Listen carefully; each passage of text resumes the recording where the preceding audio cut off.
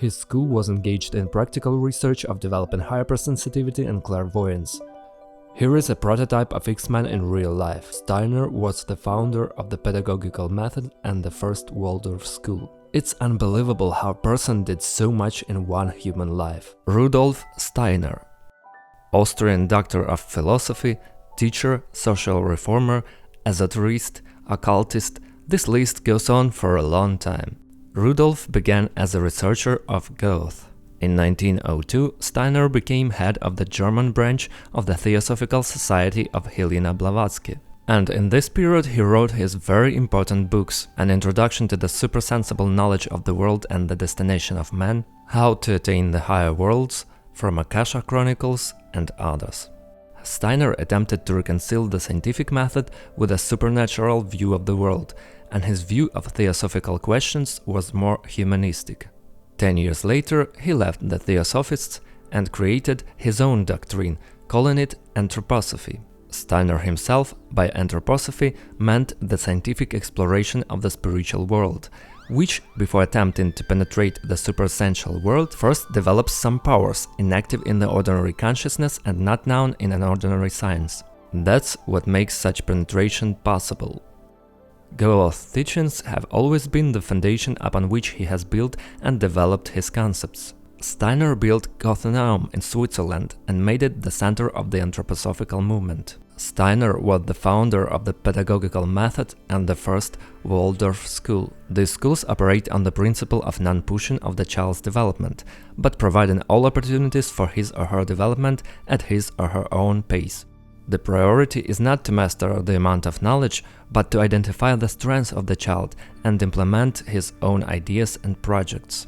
It is important that the child doesn't lose interest in learning, understand what he is interested in and what he would like to do in his life. Few people know about the world-famous Stanislavski system as nothing but the anthroposophical theater of Steiner. Stanislavski's first book was named Steiner's Theater Art. But some clever people in USSR have suggested that Russians need their revolutionary theater teaching. Thus, after a small rebranding, the Steiner system became the Stanislavski system. Even Mikhail Chekhov, a student of Stanislavski, didn't hide that he was inspired by anthroposophy and ideas of Steiner when created his methods. Rudolf also laid the foundation for biodynamic agriculture, initiated the development of eurythmia, new directions in dramatic art, painting, architecture, was the author of social reforms, wrote more than 350 books. It's unbelievable how a person did so much in one human life. In 1923, Steiner founded the School of Spiritual Science, which engaged in practical research and practices aimed at exploring the spiritual component of man, including the development of hypersensitivity and clairvoyance. Here is a prototype of X-Men in real life. During the fascist regime, anthroposophical society was banned in Germany, because even before the war, Hitler and local right-wing radicals were fierce opponents of both Steiner and his ideas. At the end of his life, Steiner spent a lot of time studying multiple human incarnations and issues of karma.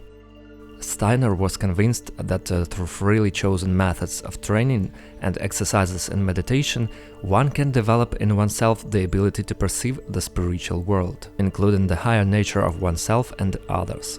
Such discipline and training should help the individual to become more moral, creative and free individual, capable of actions motivated solely by love.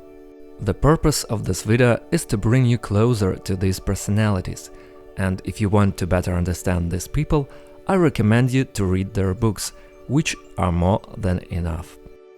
I would also like to warn you against falling in love to the distorted artistic images created by various mystifiers and conspiracy theorists around the stories of these personalities. First of all, these mystics were people who thought differently, were inspired by the search, saw and tried a lot and moved progress. My initial list consisted of 20 people, but I decided not to overload you and myself with so much information and highlighted the most interesting people for me at this stage. In the future, I will definitely do the second part about other people, so leave in the comments the name of those personalities, about the ideas and lives you think more people should know. Thank you all for watching, subscribe and see you in the next video.